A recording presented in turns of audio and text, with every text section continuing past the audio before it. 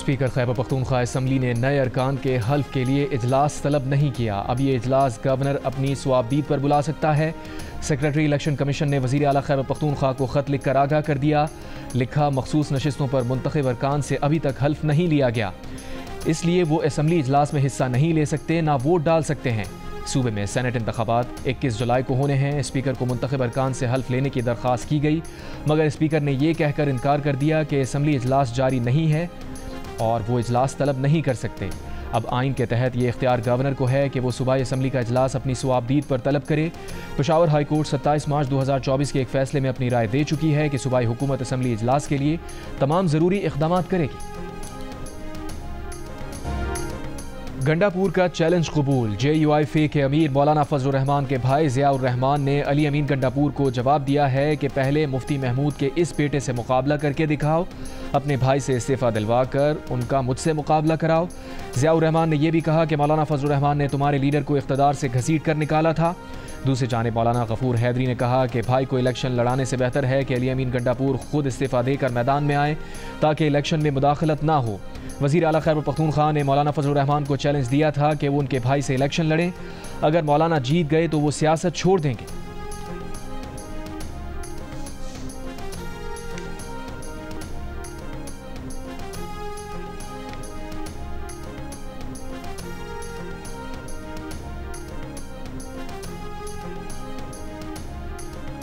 नून league ने खैबर पख्तूनख्वा में नशिस्तें बराबर होने पर इलेक्शन कमीशन से टॉस करने की इस्तदा कर दी। इलेक्शन कमीशन ने खैबर पख्तूनख्वा में मखसूस नशिस्तों की तकसीम के केस का फैसला महफूज कर लिया।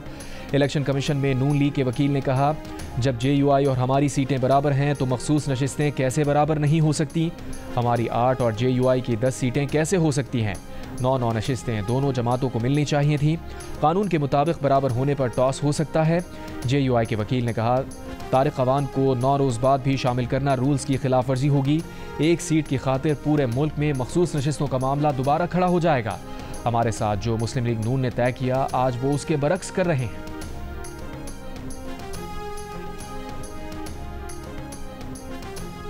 अफसोस की बात यह है कि यहाँ हम अपोजिशन में हैं और हम एक दूसरे के अरकान के खिलाफ उनकी रुकनीत मुअत्तल करने के लिए जा रहे हैं कोर्टों में। अभी भी हमारे खिलाफ मुस्लिम लीग गई है और हम ऐसी अपोजिशन को क्या करें कि जिसका हर कदम वो हुकूमत को फ़ायदा देने के बायस बनता है। इनके साथ मिलकर कैसे चला जाए, इस पर सोचा जाएगा। फिर ऐसी सूरत हाल में आप अदम एतमाद का सोच रहे हैं और मुझ पर सवाल कर रहे हैं कि अदम एतमाद कैसे करोगे। मौलाना फजलुर रहमान खैबर पख्तूनख्वा की अपोजिशन जमातों के आपसी इख्तलाफात से नाराज़। कहा, ऐसी अपोजिशन जिसका हर कदम हुकूमत को फ़ायदा देता हो, उसके साथ चलने से पहले सोचना होगा, देखना होगा कि अदम एतमाद में साथ किस तरह दिया जाए। इस वक्त भी नून लीग JUI के खिलाफ अदालत में है। क्या नून लीग को अंदाज़ा नहीं कि उनके इक़दाम से फ़ायदा किसको हो रहा है?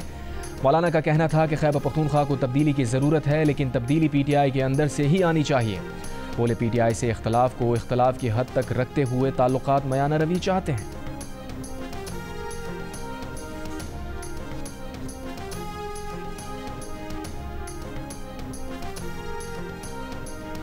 वज़ीर आज़म शहबाज शरीफ ने कहा है कि उनकी अव्वलीन तरजीहात में टैक्स बेस का इजाफा और गरीब पर टैक्स के बोझ में मज़ीद कमी शामिल है।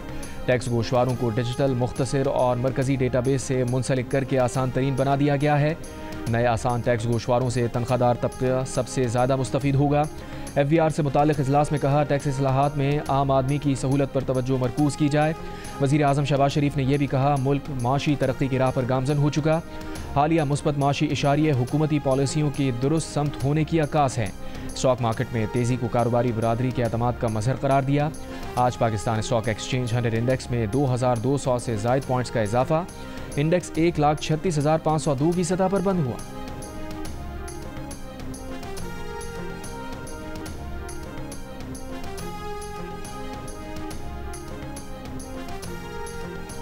वज़ीर ख़ज़ाना मोहम्मद औरंगज़ेब का छोटे और पहली मरतबा मकान बनाने वालों के लिए सस्ते कर्ज की स्कीम का ऐलान। कहा, शरह सूद में कमी की गुंजाइश है, फैसला स्टेट बैंक करेगा। तनख्वाहदारों को जितना रिलीफ दे सकते थे दे चुके। कराची में ओवरसीज़ चैम्बर ऑफ कॉमर्स में गुफ्तगू करते हुए उन्होंने कहा, तनख्वाहदारों की सहूलत के लिए टैक्स गोशवारों को आसान बना दिया है। मईशत मुस्तहकम हो रही है। बैरूनी सरमायाकारों का मुनाफा बाहर जाने और LC ना खुलने के मसाइल ख़त्म हो गए हैं। बैंक्स को चाहिए कि सरमायाकारों से मिलकर बीमार सनती यूनिट्स को बहाल करें। वज़ीर ख़जाना ने गंदम और गन्ने की फसल डीरेगुलेट करने की तजवीज़ दी। कहा टैक्स फ्रॉड 5 करोड़ से ऊपर का होगा तभी गिरफ्तारी हो सकेगी। FVR के इख्तियारात का मामला इनकम टैक्स नहीं बल्कि सेल्स टैक्स से है। हुकूमत ताजिर बरादरी से बात के लिए तैयार है।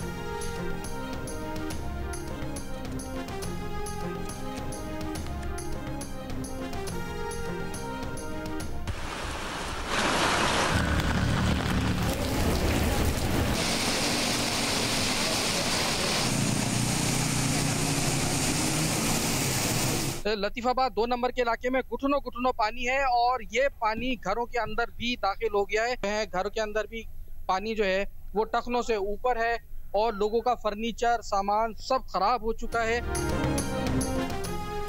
हैदराबाद में बारिश रुके 6 घंटे से ज़ायद का वक्त गुजर चुका, लेकिन मुख्तलिफ इलाकों में कई फीट पानी अब भी मौजूद। कासमाबाद, नसीम नगर, लतीफ़ाबाद, मक्की शाह रोड, गुलशन हाली, हैदर चौक, लियाकत कॉलोनी, फिरदौस कॉलोनी समेत दीगर इलाके ज़ेरे आब। सड़कों, दुकानों और घरों में पानी दाखिल। कई फीट पानी जमा होने से शहरियों को शदीद मुश्किलात का सामना। बारिश के बायस हेस्को और वासा का निज़ाम भी बैठ गया। शाम 4 बजे से मुअत्तल बिजली अब तक बहाल ना हो सकी। बिजली की अदम फराहमी से पानी की निकास में मुश्किलात। मेयर हैदराबाद के मुताबिक कई इलाकों में बिजली बहाल हो गई है, वहाँ निकासी आप जारी है। बिजली मुकम्मल बहाल होने पर तमाम इलाकों से 2 घंटे में पानी निकाल दिया जाएगा।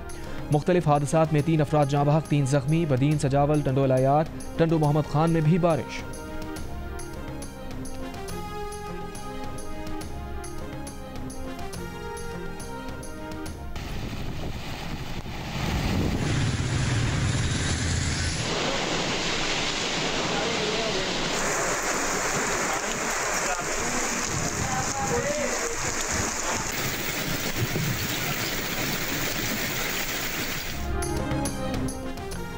पंजाब और खैबर पख्तूनख्वा के मुख्तलिफ शहरों में बारिशों से तबाही। आसमानी बिजली, करंट लगने और छतें गिरने के वाक़यात में 8 अफराद जाँ बहक, 19 जख्मी।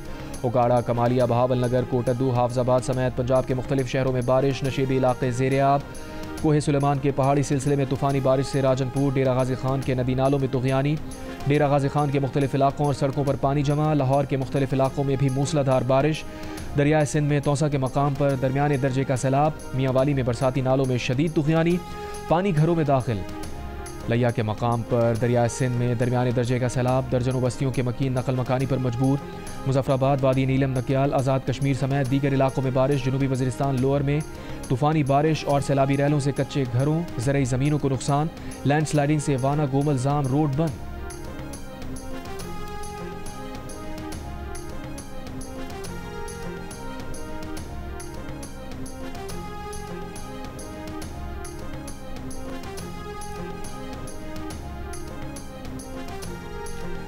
वज़ीर आला पंजाब ने पहली Punjab enforcement and regulatory authority launch कर दी। मरीम नवाज़ की पैरा फोर्स से मुलाकात, गाड़ियों और मोटर बाइक्स का मुआयना, पैरा स्टेशन, 3D मॉडल, हथियार, हिफाजती आलात और शील्ड और दीगर गैजेट का मुआयना किया। मरीम नवाज़ का ख़वातीन STEO को देख कर इज़हार मुसर्रत। तकरीब से खिताब में कहा, पंजाब के हर ज़िले में तजावुज़ात, कब्ज़ा माफिया और गिरा फरोशी के ख़ात्मे के लिए फ़ोर्स तैनात की जाएगी जो हर दम चौकस रहेगी। वज़ीर आला का बेटा हो या कोई और, कोई कानून से बालातर नहीं। उनके बेटे जुनेद ने अपनी गाड़ी का चालान करने वाले अहलकार को शाबाश दी। कहा, आपने रोका तो अपनी ड्यूटी निभाई, चालान करें। वाक़े का पता चलने पर खुद उन्होंने भी चालान करने वाले अहलकार को फ़ोन करके शाबाश दी। अपनी छत अपना घर मंसूबे पर इजलास से खिताब करते हुए मरीम नवाज़ ने कहा, अवाम की तरक्की, तहफ़्फ़ुज़ और सहूलत नवाज शरीफ का विजन और उनका अहद है।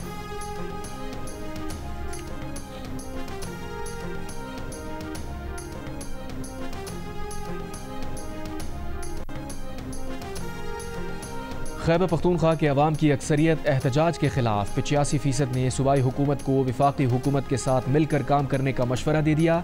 गैलप पाकिस्तान ने खैबर पख्तूनख्वा में करवाया गया सर्वे जारी कर दिया। सर्वे के मुताबिक वफाक से ताउन की हिमायत अपोजिशन के अलावा 86% PTI सपोर्टर्स ने भी की। मुस्तकबिल में PTI के मुजाहिरों में शिरकत के सवाल पर 53% ने किसी भी एहतजाज में जाने से इनकार किया। अलबत्ता 40% ने शिरकत का इरादा जाहिर किया। सर्वे में 60% शहरी सूबाई हुकूमत के माजी में धरनों और एहतजाज से भी नाराज़ नजर आए। तनकीद करते हुए कहा, सूबाई हुकूमत ने अवाम की फलाह बहबूद के बजाय धरने और एहतजाज पर वक्त ज़ाया किया। 32% ने माजी में एहतजाज की हिमायत की। इस सब के बावजूद सर्वे में शामिल 60% शहरियों ने वफाक के खिलाफ एहतजाज को दुरुस्त हिकमत अमली करार देते हुए उसे तब्दीली के लिए मौसर करार दिया।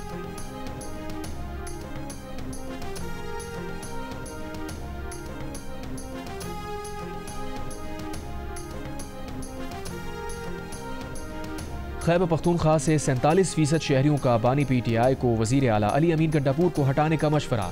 कारकर्दगी पर अदम इत्मीनान का इजहार। अलबत्ता 40% ने वजीर आला को हटाने की मुखालफत कर दी। सर्वे में 50% शहरियों ने वजीर आला पंजाब मरियम नवाज की कारकर्दगी को वजीर आला अली अमीन गंडापुर से बेहतर करार दिया। कारकर्दगी को बेहतर करार देने वालों में PTI के 37% वोटर्स भी शामिल नजर आए, जबकि 39% ने वजीर आला अली अमीन गंडापुर की कारकर्दगी को मरियम नवाज से बेहतर करार दिया। सर्वे में अली अमीन गंडापुर की कारकर्दगी का साबिक वज़ीर आला की कारकर्दगी से भी मवाजना किया गया। 52% ने उनकी कारकर्दगी को साबिक वज़ीर आला महमूद खान से बुरी या उन जैसी कहा, जबकि 37% ने बेहतर करार दिया। गैलप पाकिस्तान ने खैबर पख्तूनख्वा के 3000 शहरियों की राय पर मबनी नया सर्वे जारी कर दिया। सर्वे में PTI के 36% सपोर्टर्स भी वज़ीर आला अली अमीन गंडापुर को हटाने की हिमायत में सामने आए। अलबत्ता PTI के 53% वोटर्स ने वज़ीर आला का साथ दिया और हटाने की खुलकर मुखालफत की। वज़ीर आला खैबर पख्तूनख्वा को सर्वे में 53% ने सूबे में करप्शन रोकने में नाकामी, जबकि 49% ने रोज़गार की अदम फराहमी का जिम्मेदार ठहराया। इसके बरक्स 64% ने सेहत और साफ़ पानी की फराहमी, जबकि 62% ने तालीमी सहूलियात की दस्तियाबी पर कारकर्दगी को सराहा।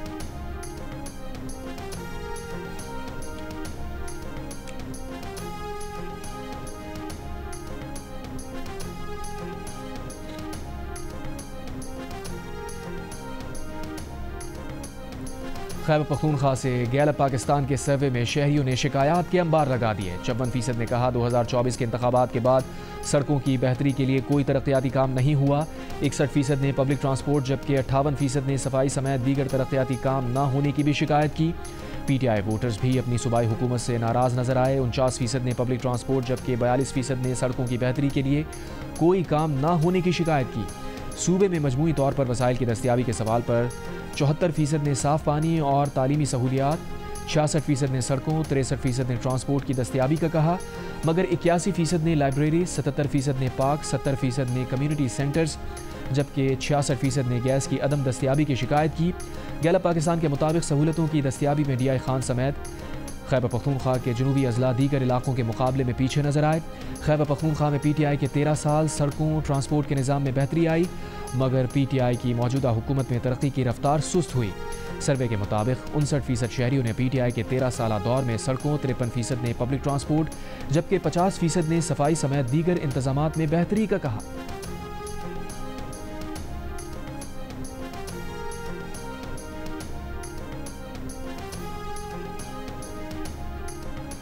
मुशीर इत्तलात खैबर पख्तूनख्वा बैरिस्टर सैफ ने इल्ज़ाम आयद किया है कि गैलप का सर्वे फॉर्म 47 हुकूमतों की ईमा पर तैयार शुदा है। मफरूज़ों पर मबनी सर्वे का हकीकत से दूर दूर तक वास्ता नहीं।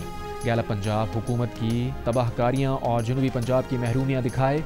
कच्चे के डाकुओं और कराची की गंदगी पर गैलप ने अवामी राय क्यों नहीं ली?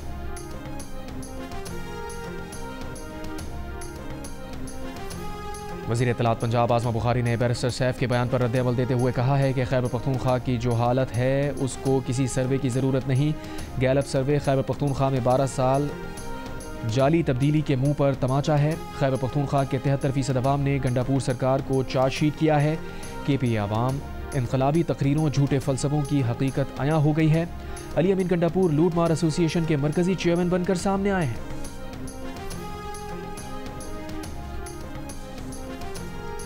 पाकिस्तान की सीनियर हॉकी टीम के बाद जूनियर हॉकी टीम भी भारत ना भेजने का फैसला।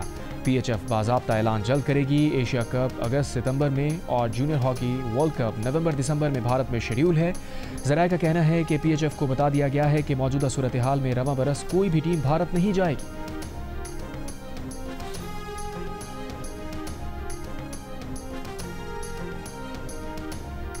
लाड़काना के इलाके रतुडेरो में ज्यादती का शिकार बच्ची दौरान इलाज दम तोड़ गई। पुलिस के मुताबिक 3 मुल्जिमान ने गुज़िश्ता रोज़ खुसूसी बच्ची को जिनसी ज्यादती के बाद सड़क पर फेंक दिया था। इत्तला मिलने पर पुलिस कार्रवाई के दौरान मुल्जिमान ने फायरिंग की। मरकजी मुल्जिम रिजवान कालू अपने साथियों की फायरिंग से मारा गया। मुकदमा रतुडेरो थानों में दर्ज। फरार होने वाले 2 मुल्जिमान की शनाख्त हो गई। गिरफ्तारी के लिए कार्रवाई जारी।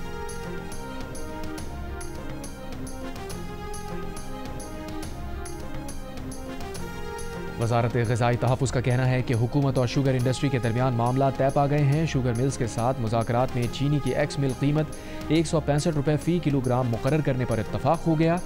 वजारत ने कहा कि तमाम सूबाई हुकूमतें इस फैसले की रोशनी में आवाम को सस्ती चीनी की दस्तियाबी यकीनी बनाएंगी।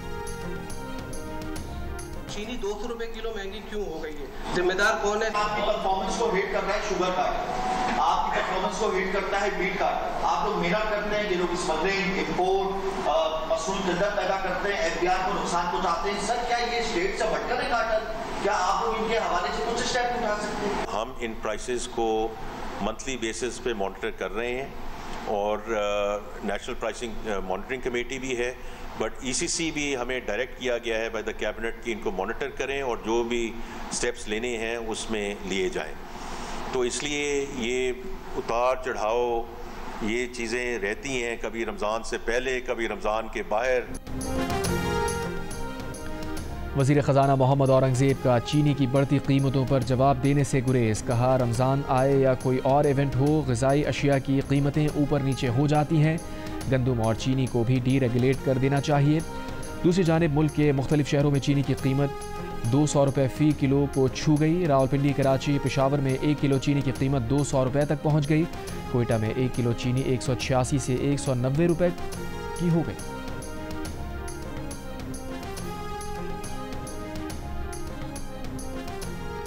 साबिक़ निगरान वफाकी वज़ीर और नवाज शरीफ के करीबी साथी फवाद हसन फवाद की चीनी दरामद करने के फैसले की मुखालफत। कहा कीमतें कंट्रोल करने के नाम पर 30 करोड़ डॉलर की चीनी दरामद करने के फैसले पर फौरी नज़रसानी की जाए। कीमतें कंट्रोल करना हुकूमत का काम है, इसमें नाकामी चीनी की दरामद का जवाज़ नहीं हो सकती।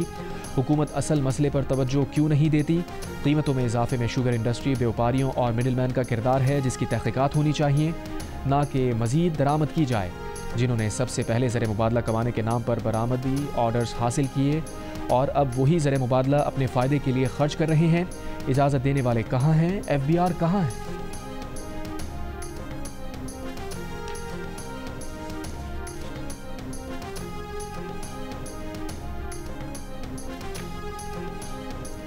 यौम शहदाए कश्मीर पर जम्मू कश्मीर के वज़राए आला उमर अब्दुल्ला नज़रबंदी तोड़कर श्रीनगर में शहदा कब्रिस्तान पहुँच गए। पुलिस की उमर अब्दुल्ला और उनकी काबीना को रोकने की कोशिश, धक्के भी दिए। उमर अब्दुल्ला दीवार फलांग कर कब्रिस्तान में दाखिल हो गए। कुल जमाती हुर्रियत कॉन्फ्रेंस के सीनियर रहनुमा मीर वाइज उमर फारूक ने कहा उमर अब्दुल्ला ने आज इस तल्ख तजुर्बे का सामना किया जो आम कश्मीरी रोज़ाना मुख्तलिफ सूरतों में बर्दाश्त करता है।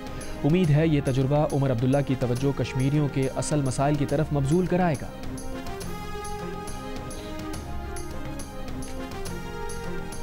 इस्लामाबाद में गैर कानूनी कॉल सेंटर पर छापा, 5 गैर मुल्की बाशिंदे गिरफ्तार। नेशनल साइबर क्राइम एजेंसी के मुताबिक सेक्टर G10 में कायम कॉल सेंटर में 60 से ज़ायद पाकिस्तानी भी काम कर रहे थे। कॉल सेंटर में गैर कानूनी वेबसाइट्स और फ्रॉड का नेटवर्क चलाया जा रहा था।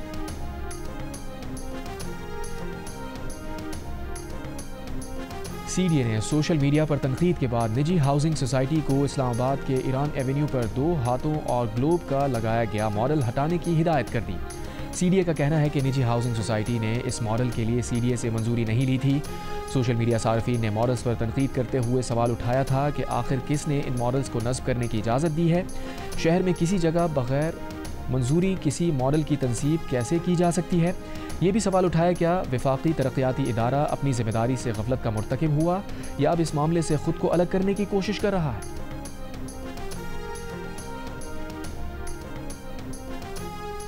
मेरी कोई गलती नहीं थी और आते साथ ही मेरे को चमाटे मारने लग गए। फिर तो मारते मारते थोड़ा आगे लेके गाड़ी के पास, तो उनका एक दूसरा बंदा आया, उनके साथ था। उन्होंने मेरे को गले से घसीटते हुए ले गए, गाड़ी में बिठा कर अलग मारा है।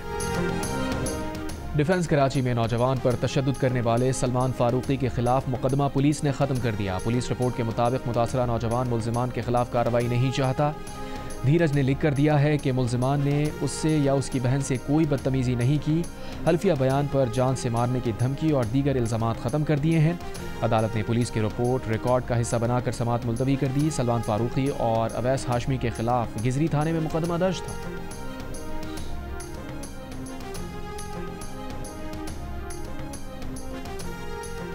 गवर्नर सिंध कामरान खान डिसोरी का कमिश्नर और डिप्टी कमिश्नर हैदराबाद और MQ पाकिस्तान के कौमी और सूबाई अरकान असम्बली से टेलीफोन पर राबता। गवर्नर सिंध को हैदराबाद में तूफानी बारिश और उसके बाद की सूरत हाल पर ब्रीफिंग दी गई। गवर्नर सिंध की अरकान असम्बली को आवाम के दरमियान रहने और फौरी हर मुमकिन रिलीफ फराहम करने की हिदायत।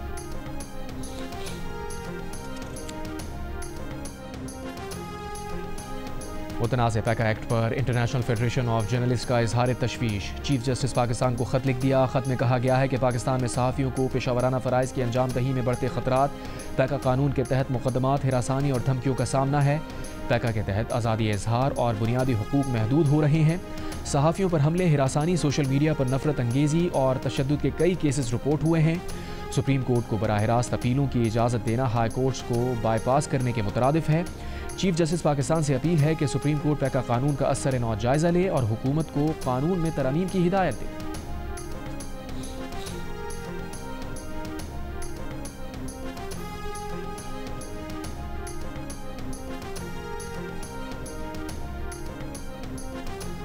पाकिस्तान, ईरान और इराक का ज़ायरीन की सहूलत के लिए मुश्तरका वर्किंग ग्रुप बनाने का फैसला। तेहरान में सह मुल्की वज़राए ख़ारजा कॉन्फ्रेंस से खिताब में वज़राए दाखिला कॉन्फ्रेंस से खिताब में मोहसिन नकवी ने कहा कि गैर कानूनी तौर पर इराक जाकर वहाँ ज़ायद क़याम करने वालों को रोकना है। ज़ायरीन ग्रुप ऑर्गेनाइज़र्स की रजिस्ट्रेशन का अमल शुरू कर दिया। आइंदा साल जनवरी से पाकिस्तानी ज़ायरीन इनफरादी तौर पर इराक नहीं जा सकेंगे। बोले, इराक़ी हुकूमत का लाखों ज़ायरीन की देखभाल करना काबिल तहसीन है। मोहसिन नकवी ने इसराइल से जंग में शानदार फतह पर ईरानी क़यादत और अवाम को मुबारकबाद दी।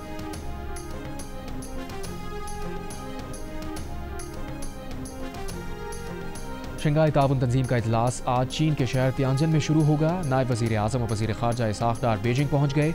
चीनी वज़ारत ख़ारजा एशियाई उमूर की सफ़ीर यू होंग और चीन में पाकिस्तान के सफ़ीर खलीलुर रहमान हाशमी ने इस्तकबाल किया। इसाक़ डार SCO वज़राए ख़ारजा कौंसल इजलास में पाकिस्तानी वफ़द की क़यादत करेंगे। SCO वज़राए ख़ारजा के हमरा चीनी सदर से भी मुलाकात करेंगे। तर्जुमान दफ्तर ख़ारजा के मुताबिक इजलास की साइड लाइन पर इसाक़ डार की SCO के रुकन ममालिक के वज़राए ख़ारजा से दो तरफ़ा मुलाकातें होंगी। भारतीय वज़ीर ख़ारजा जयशंकर भी इस इजलास में शिरकत कर रहे हैं।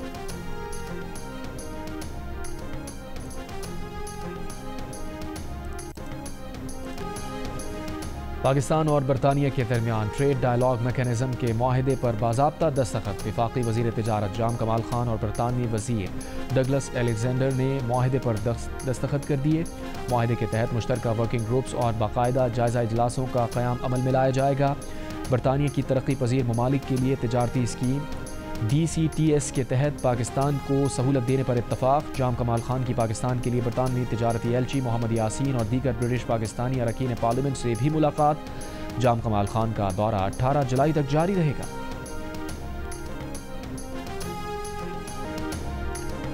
अमरीका जौहरी अफजूदगी रुकवाने पर मिस्र रहा तो जौहरी मुज़ाकरात नहीं होंगे। ईरान के सुप्रीम लीडर खामनाई के मुशीर अली विलायती का बयान। वज़ीर ख़ारजा अब्बास राग़ची ने कहा कि 12 शहीद साइंसदानों ने 100 से ज़ायद नए साइंसदान बनाए। गज़ा में इसराइली तैयारों की बमबारी, पीर की सुबह से अब तक मज़ीद 70 से ज़ायद फ़लस्तीनी शहीद। 21 माह से जारी हमलों में शहदा की तादाद 58,000 से ज़ायद हो गई। इसराइल का हिरासती मराकज़ में फ़लस्तीनियों के जबरी इनखला का मंसूबा। साबिक़ इसराइली वज़ीर आज़म की तनकीद। कहा, हिरासती मराकज़ में जबरी मुंतकली फ़लस्तीनियों की नस्ल कुशी होगी। कतर में हमास इसराइल बिलवास्ता मुज़ाकरात। हमास का कहना है कि इसराइली वज़ीर आज़म बातचीत के एक के बाद एक दौर को नाकाम बनाने में माहिर हैं। नेतन्याहू मुआहिदा करने के लिए तैयार नहीं। इंग्लैंड ने सनसनीखेज मुकाबले के बाद लॉर्ड्स टेस्ट भारत को 22 रन से हरा दिया। चौथी इनिंग्स में 193 रन के ताक़ुब में भारत की पूरी टीम 170 रन बनाकर पवेलियन लौट गई। रविंद्र जडेजा ने इंग्लिश बॉलर्स के खिलाफ भरपूर मुज़ाहमत की, 61 रन बनाकर नॉट आउट रहे। लॉर्ड्स टेस्ट में इंग्लैंड से 22 रन से शिकस्त के बाद भारतीयों को 1999 में पाकिस्तान के खिलाफ खेला गया चेन्नई टेस्ट याद आ गया। लॉर्ड्स में भारतीय टीम की आखिरी wicket fast bowler Mohammed Siraj की सूरत में बिल्कुल उसी अंदाज में गिरी जिस अंदाज में 1999 में पाकिस्तानी स्पिनर सकलैन मुश्ताक ने भारतीय फास्ट बॉलर श्रीनाथ को आउट किया था। Olympic gold medalist Arshad Nadeem इलाज और ट्रेनिंग के लिए लंदन पहुंच गए। मीडिया से गुफ्तगू में कहा वो यहां 2 दिन अपनी इंजरी का इलाज कराएंगे, उसके बाद वर्ल्ड एथलेटिक चैंपियनशिप के लिए ट्रेनिंग का आगाज़ करेंगे। पाकिस्तान में ज़्यादा गर्मी के बायस वो लंदन में ट्रेनिंग करेंगे। उनका मुकाबला नीरज चोपड़ा से नहीं, अपने आप से है।